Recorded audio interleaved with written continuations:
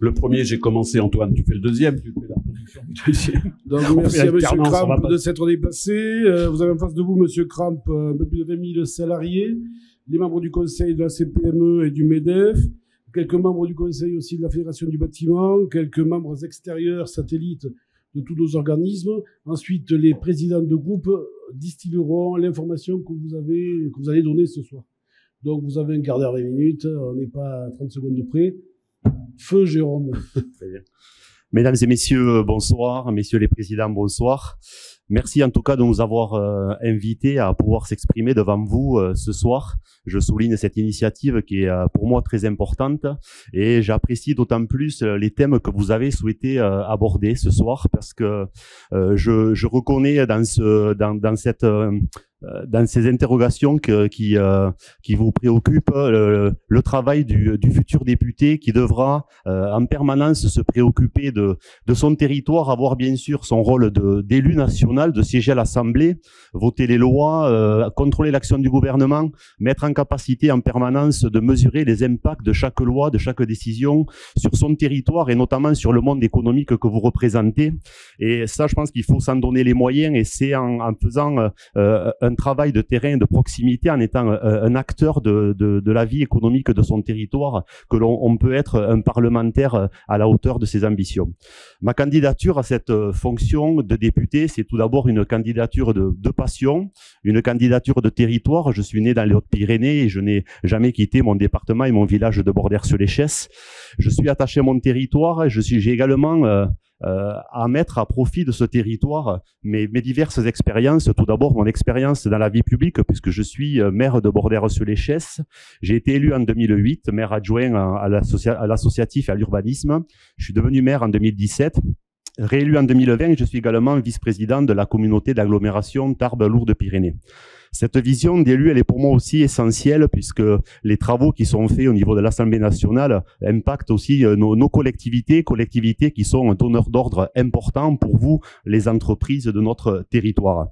C'est aussi avec mon expérience professionnelle, je dirais même mes expériences professionnelles que je veux demain siéger à cette Assemblée puisque j'ai débuté ma carrière dans la fonction publique. Je suis un ancien de l'Arsenal de Tarbes, un ancien du GIAT. J'ai poursuivi ma carrière au sein du ministère de la Défense et j'ai quitté la fonction publique en 2011 pour créer ma propre structure.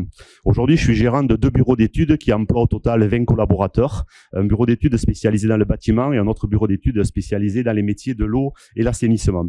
Avec ces différentes visions de l'activité économique et de l'activité générale de notre territoire, je veux porter à l'Assemblée la voix de notre département et de ses spécificités, la voix de la ruralité, la voix de la montagne, la voix aussi des TPE et des PME qui font la richesse de notre département, puisque nous avons la chance sur Hautes-Pyrénées d'accueillir des grosses entreprises autour de Tarbes, autour de la plateforme aéroportuaire, mais aussi beaucoup de TPE qui sont localisées sur l'ensemble du département, sur les zones d'activité qui ont été développées par les intercommunalités et qui font la force de notre territoire. Un domaine, les TPE-PME que je connais puisque je fais partie de cette force de travail, cette force économique, et je sais qu'elles ont besoin d'être accompagnées. Elles créent de l'emploi, elles fixent de l'emploi sur notre département et elles contribuent au dynamisme de nos communes.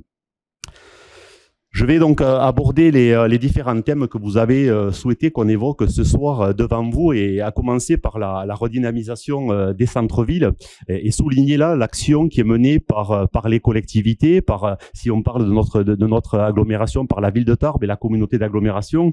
Souligner également l'action qui a été mise en œuvre par le gouvernement et qui sera prolongée jusqu'en 2026, à savoir l'action Cœur de Ville, qui concerne 222 villes sur le territoire et 5 milliards de budget destiné à promouvoir ces centres-bourgs.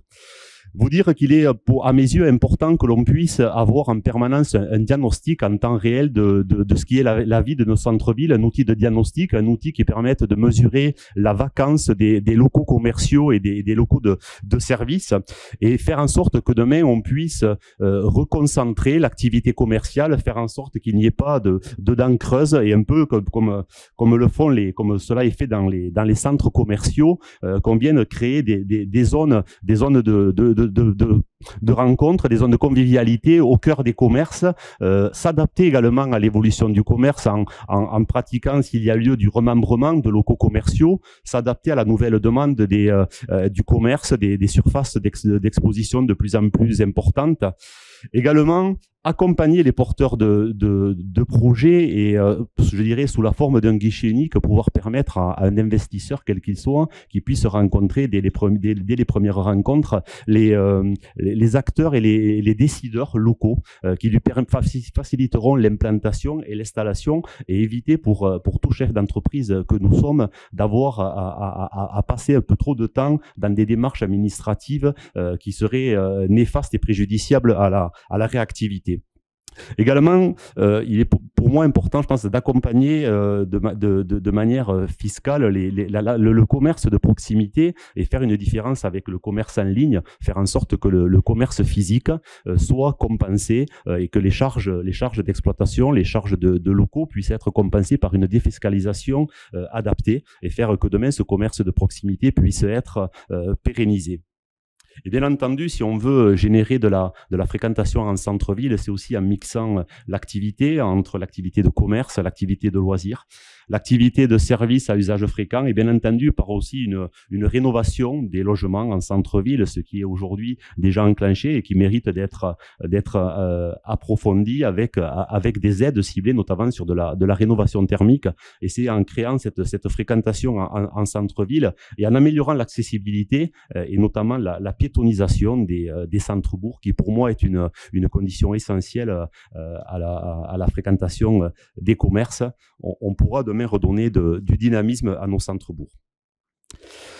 Ensuite, vous parlez de formation et de formation notamment sur notre territoire. Les formations sur notre territoire, je pense, elles doivent d'une part tenir compte bien sûr du tissu économique qui compose notre territoire, à savoir le tourisme, l'agriculture, le bâtiment et les travaux publics, l'aéronautique, le ferroviaire, la céramique, des métiers à technicité élevée, tout ce qui touche également aux énergies renouvelables, et puis faire en sorte que demain les cursus de formation professionnelle qui seront proposés sur notre territoire, et je pense notamment à l'IUT et à l'école d'ingénieurs qui, j'espère, demain pourront se regrouper et offrir sur Tarbes un véritable pôle universitaire compétitif.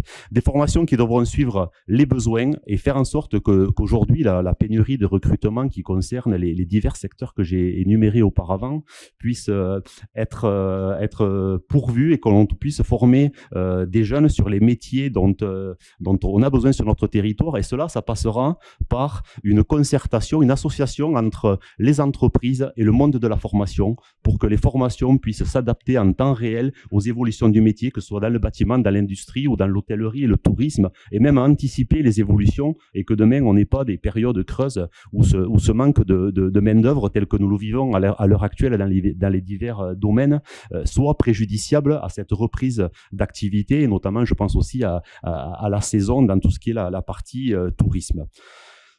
Je suis également convaincu que l'alternance et l'apprentissage sont des filières de formation qui sont adaptées pour l'insertion des jeunes dans la vie professionnelle. Et même si aujourd'hui de gros efforts sont faits pour promouvoir ces types d'éducation, je pense qu'on peut aller encore plus loin et aujourd'hui inciter les entreprises qui convertiront cet apprentissage par des contrats à durée indéterminée sous forme de gratification ou autre, faire en sorte que demain les entreprises soient encore incitées, accompagnées dans cette démarche de formation professionnelle. Et enfin, conclure sur ce sujet en disant qu'il est pour moi urgent que l'on remette un véritable lien humain entre le monde étudiant et le monde du travail et qu'on arrête de faire choisir des carrières professionnelles à nos jeunes à travers une plateforme numérique qui s'appelle Parcoursup et qu'enfin on fasse toucher du doigt les métiers que l'on peut découvrir sur notre territoire. Et je veux souligner ici les initiatives qui sont menées sur notre département. Je pense notamment aux journées portes ouvertes du bâtiment, au salon Epivag qui a eu lieu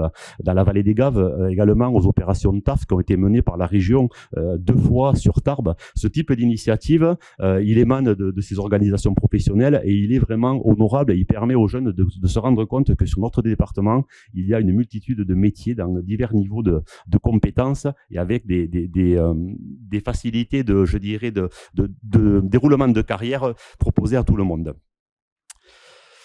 Quelques mots sur l'agriculture, qui est une des forces économiques de notre territoire, et une agriculture qui est en difficulté à divers titres, notamment par la perte des exploitations, puisque on a perdu en France en 30 ans la moitié des exploitations agricoles, et c'est le cas aussi sur notre département, lié à plusieurs facteurs. D'une part, le manque d'attractivité du métier, notamment la vision à moyen terme des revenus qui sont fournis par ce métier-là, le manque de rigueur dans l'application des lois qui ont été votées au niveau national, et je parle là des lois Egalim, y compris dans sa version 2, qui font qu'aujourd'hui les contrats qui ont été signés entre les agriculteurs et les distributeurs ne sont pas respectés, surtout ne permettent pas d'avoir une visibilité à long terme sur les revenus, et notamment des contrats qui ne prennent pas en compte l'évolution du coût des charges. Et lorsqu'on subit comme aujourd'hui des prix de l'énergie qui ont augmenté de 30 à 60% selon le type d'énergie,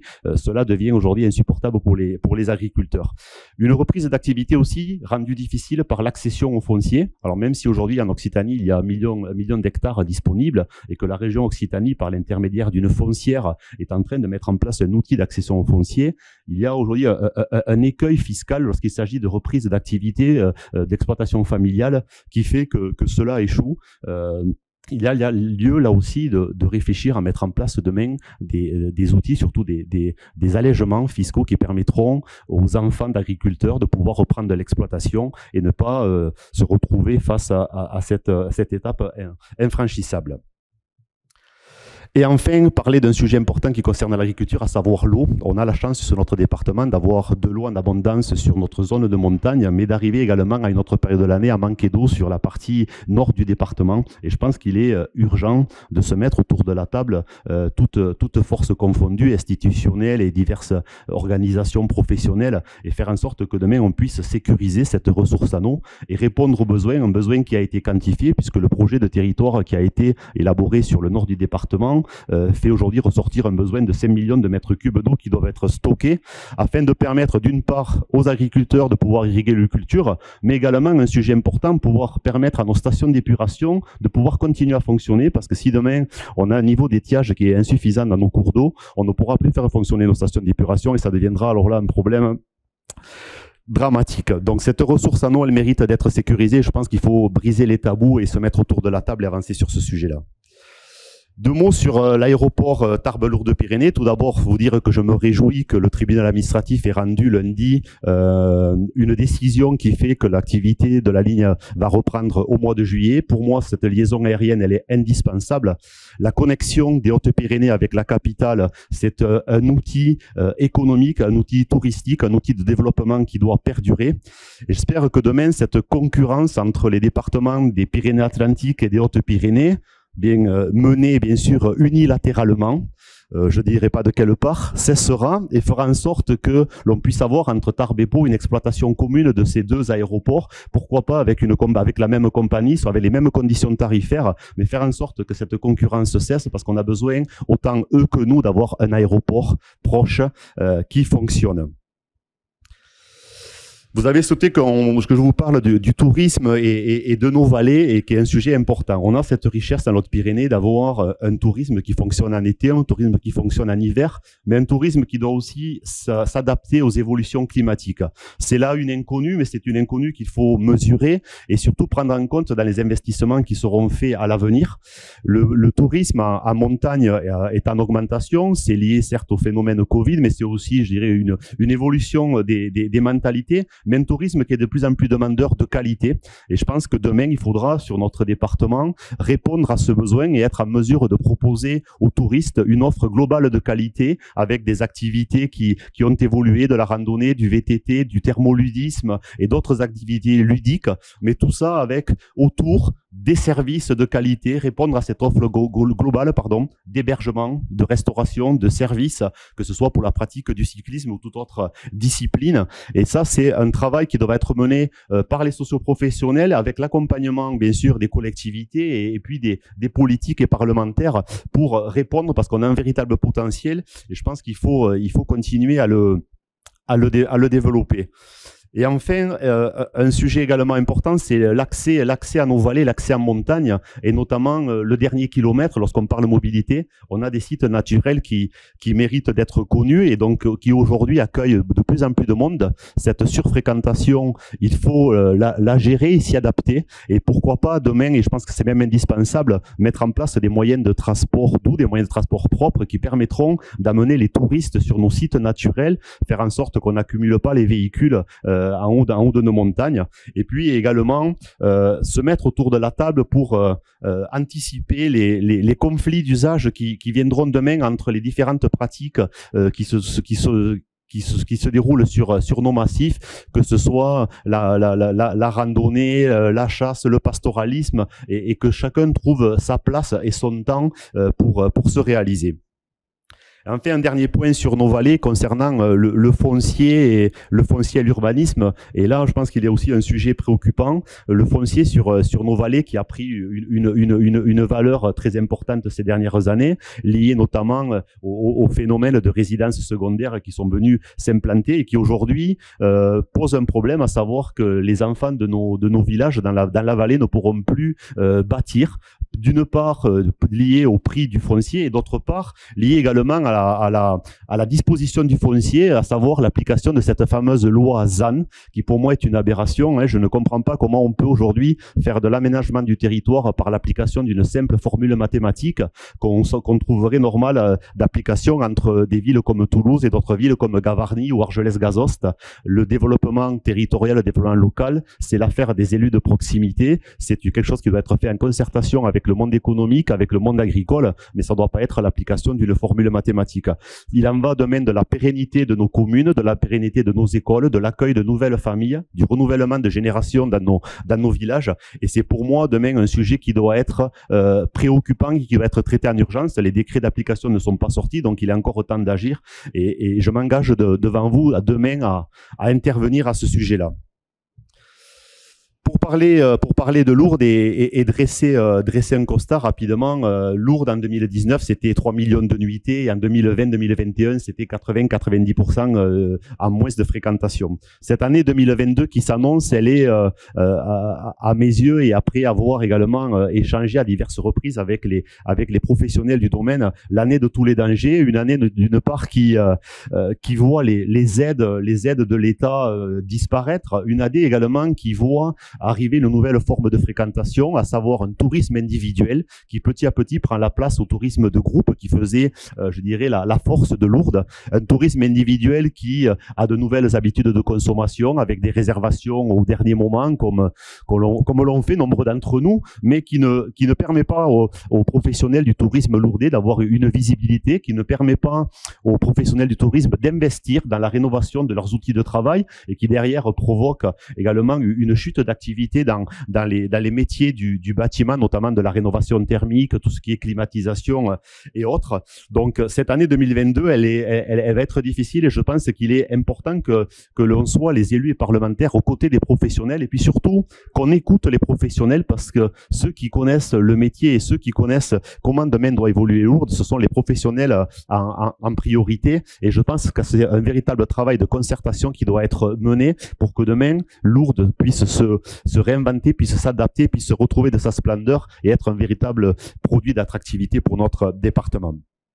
Et je finirai par aborder quelques petits sujets rapidement, parler notamment de la commande publique, un sujet que je connais bien puisque je suis maire et également chef d'entreprise, et dire que cette commande publique, elle doit aussi s'adapter et faire en sorte qu'aujourd'hui, ce que nous sommes en train de subir, cette hausse des matériaux, ce soit également, je dirais, l'État qui en prenne sa charge et que demain, les collectivités voient leurs subventions réindexées sur cette évolution du prix des matériaux et faire en sorte que les projets qui ont été initiés par les collectivités il y a quelques mois puissent voir le jour et puissent donc du coup provoquer de l'activité pour les entreprises que vous représentez tous aussi.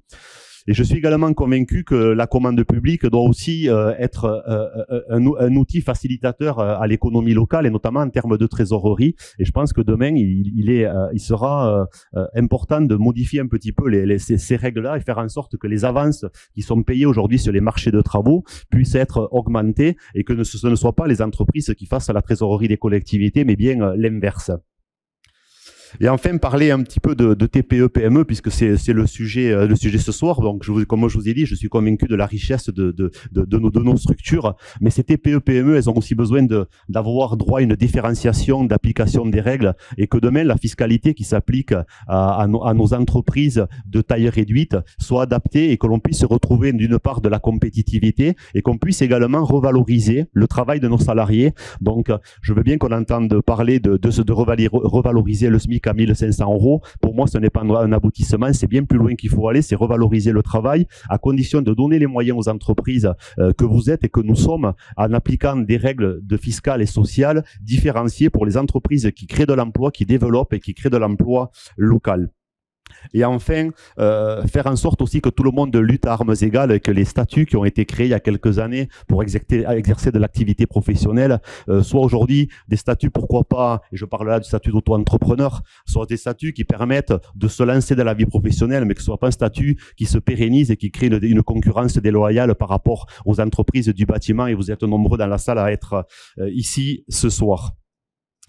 Et je finirai un dernier point sur l'emploi. Donc l'emploi, je le disais en intro de mon propos, qui est aujourd'hui une véritable problématique dans tous les domaines, une difficulté à recruter, un emploi qui manque d'attractivité, un emploi également qui est souvent lié à l'activité du conjoint. Et je pense qu'il est aussi indispensable que demain toutes les forces puissent se mettre autour de la table et imaginer un guichet d'accueil où les personnes qui viendront travailler dans notre département pourront également avoir une offre globale, trouver de l'emploi pour les conjoints, trouver des formations pour leurs enfants et redonner de l'attractivité à notre territoire.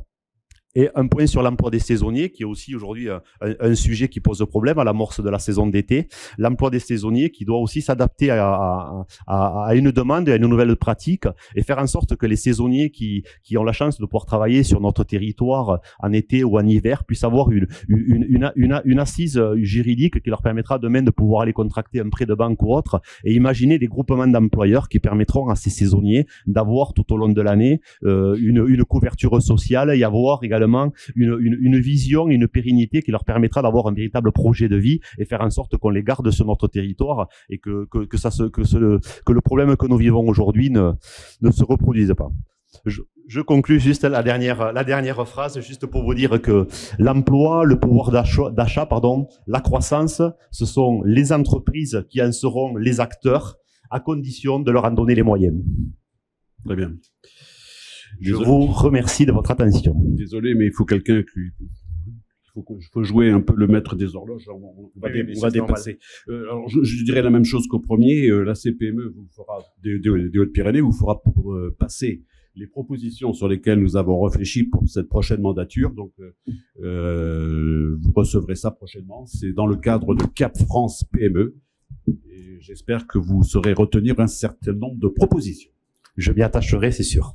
Merci Jérôme. Bon, le timing est un peu court, tu avais plein de choses à dire. On te réinvitera, ne t'inquiète pas. Et si au deuxième tour, tu sauras peut-être rappeler pour qu'on puisse participer. Alors, le MEDEF, puisque tu parles beaucoup de la CPME, mon ami Michel a fait passer les propositions nationales déjà. Voilà, nous on les a envoyées, quoi. Donc ils les ont reçues. Bon, après, c'est du national, mais nous, aujourd'hui, on voulait entendre parler du local. Donc, merci pour avoir respecté à peu près le timing, c'est pas très grave. Et on passe au candidat suivant. Merci. On accompagne.